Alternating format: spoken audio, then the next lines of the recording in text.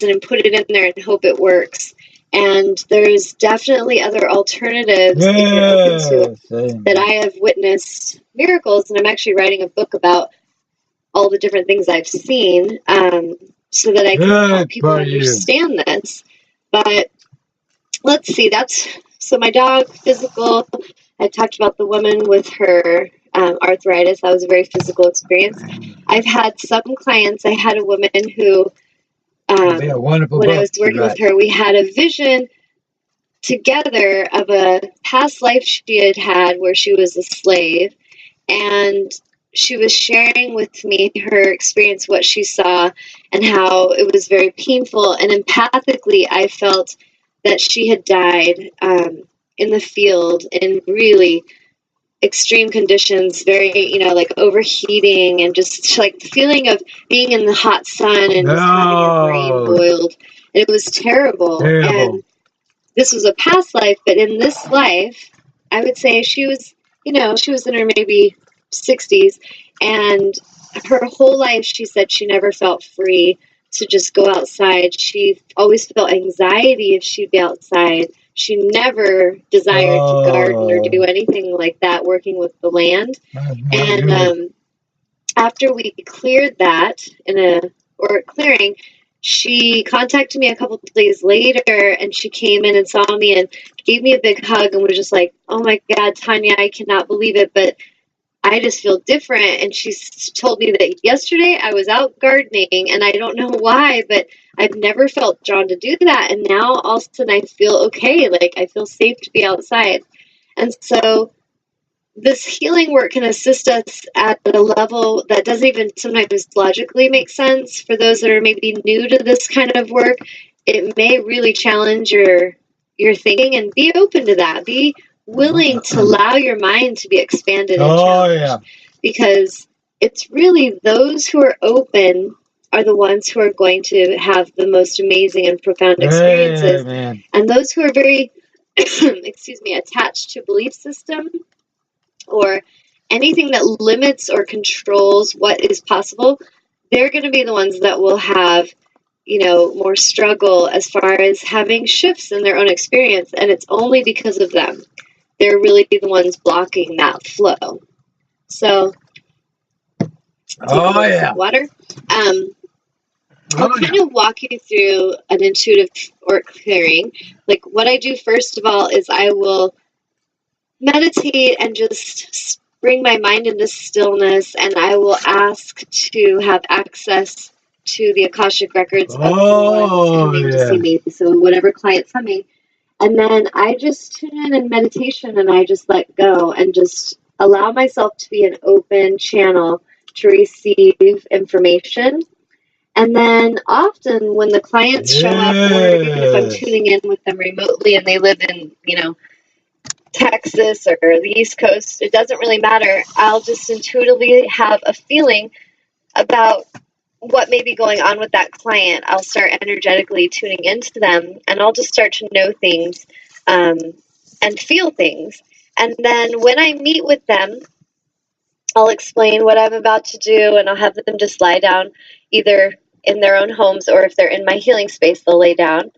And I have calm music, and I just ask them to relax and just let go, just to open themselves to receive.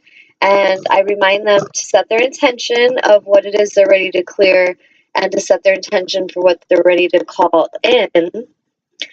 And then I just kind of I go to their crown of their body, the top of their head. And first thing I do is I call in angelic assistance, and I just sort of feel the angels arriving and kind of surrounding the client and myself with supportive energy. And then I will ask Michael to tune in and to start clearing the lower vibrational energies, any disruptive energies or entities that are connected to the human from a physical level. And then I'll ask him to clear it from their auric field, which is kind of that bubble that contains the soul. So it's kind of like the physical body. There's different layers, like emotional body, mental body, the I'm just like losing my emotional body, mental body, and then there's the auric field that's got all of that information inside of it. And so basically, once I tune into all of that, then I start to go into the human and just tune into their crown. I connect to their third eye, their ear chakras. We clear those, the throat chakra, and I'm just listening. I'm walking around, I'm listening. If there's any energy that needs cleared out of there or any emotional cords that need cut, I start cutting those and releasing it. The energy is always released to the band of mercy angels, so I release it. A visual I could give you to make sense of it is kind of like Superman, where there's the guys that are trying to kill Superman with the kryptonite, and they've come from his planet, and they contain them and they put them in that little like cube capsule and send them into the universe. That's pretty much like what we're doing. We're containing this energy and we're just sending it to another dimensional space to be assisted so that those entities can have a chance for rehabilitation. And when I talk about entities, it might kind of blow some people's minds, but you'd be amazed of what is attached to some humans that is not them. So an example would be an alcoholic, somebody who's got a drinking problem or a drug addiction. When they're high or when they're drunk and they kind of check out, it's like they leave the door to their temple open, and this body being your temple, you leave it open and a lower vibrational energy can come and kind of host on you and try to act out through you.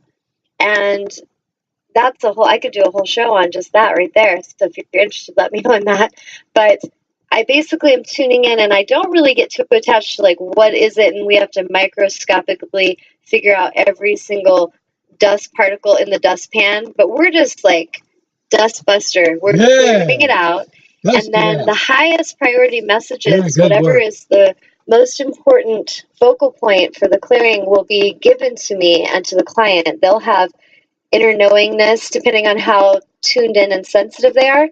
Many will see visions, or they'll hear things, they'll feel things, they'll just have an awareness. Sometimes clients, if they're really more five sensory and they're very left-brained, they're not real sure about this whole thing, they may just kind of conk out, and it's like they're being put under anesthesia. That happens a lot to clients. Some come back with an awareness of where they've been or messages they've received, and some don't, and it's really fine. It's just whatever you're open to at that time. So any questions so far? Anybody, Amnon? No, ma'am. I'm gonna go. I'm gonna step away for a second. Go ahead. Okay. So basically, that's what I do is I'll go through the body and clear and just listen to messages. And as I get through all the energy centers, the different chakras, sometimes I'm guided to clear the hands. I'll just step back and I'll know things about what's going on with that client.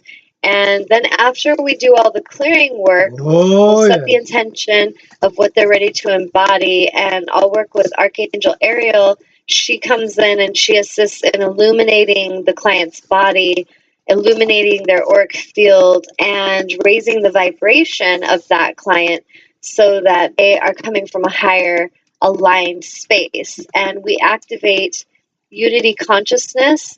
So it's kind of like when a lot of humans come to me and they're very wounded or a sense of disconnection and separateness. It's like there's a left and a right. There's like a brokenness to them. They're very bipolar. And as we activate unity consciousness, we bring that together to where they're coming from more of a wholeness. And that wholeness really starts to shift them. I've had clients that I've connected with remotely that I remember one guy, I did a clearing for him, and he was just like, oh my God, it was like, I can't even recall the name of the movie right now, but there was a movie he watched where the guy was taking some kind of drug and it made his entire brain function at the same time. So he's using all parts of his brain, sort of like Einstein, talked about that we have the potential to access all the different parts of our brain, and many are not. And when this client received a clearing, he said he felt like that. Like everything, his mind was just sharp and clear and focused. Oh, yeah. And he knew exactly what he needed to do. And he didn't have fear that was blocking him like he previously would have feelings of fear that were kind of getting in the way. So that's one thing I'd say across the board, most clients have just a deep sense of peace, a deep sense of calm, and it's just very relaxing to receive their first clearing. And then a lot of shifts start to happen in ways that maybe blow their minds. Like the woman that had the past life that you don't, like I said, it's very unconscious. You're not really thinking about it. You just know something's making you feel nervous about a situation.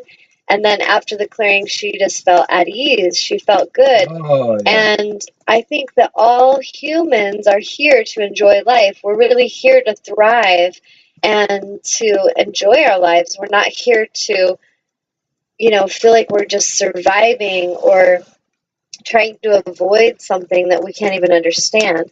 And so I would say across the board, all humans would benefit from an auric clearing and from some intuitive guidance from their angels and guides. Oh, yeah. And it's just a matter of when you're ready. If you feel intuition that receiving a clearing with me would serve you, just trust that. Just trust it and set aside some time to make that a priority. I feel one thing on our planet is that it's up to us to really value what's important. And if a lot of us are valuing these very superficial things that, give us a temporary sense of satisfaction, but we still feel that anxiety, we still feel there's just not inner peace, there's something churning inside of us and we don't feel good enough. We're always working harder, and burning ourselves out because of that self-worth issue that we don't want to deal with. We don't want to address it. And so we go buy a new purse, or we get our nails done, or go get our hair done, or go get drunk. We have all these different things that we'll do to avoid that inner work. And what Source tells me is it's okay. Like, we don't have to do our inner work if we don't want to. We can continue to operate from that misaligned space and continue to suffer and create suffering. That is absolutely a choice.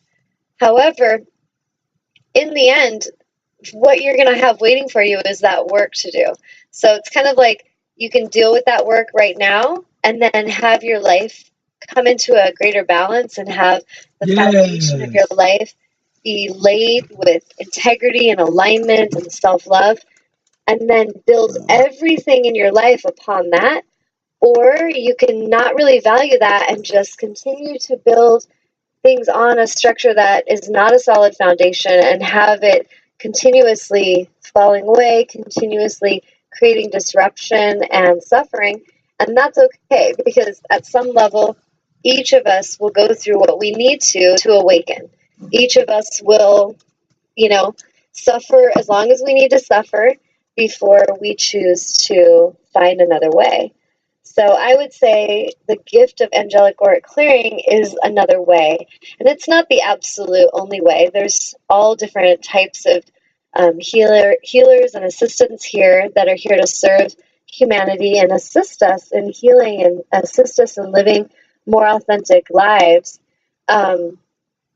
But I have personally witnessed amazing miracles working with angels. And if it's something that you're curious about or something that you really feel drawn to, I offer healing mentorship trainings. I'm going to be starting one this Saturday for those local, and I will be discussing with Amnon ways that we could offer that on the internet so that we can actually have like a live show with the intention of being a healing mentorship for those who want to participate in like an online class.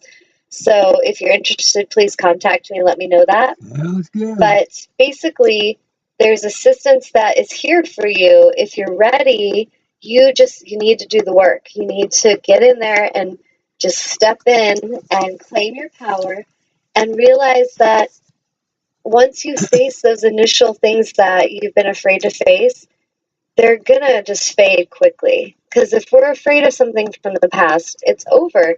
It's not even real anymore, except for the part of ourself that's clinging and attaching to that at a cellular level.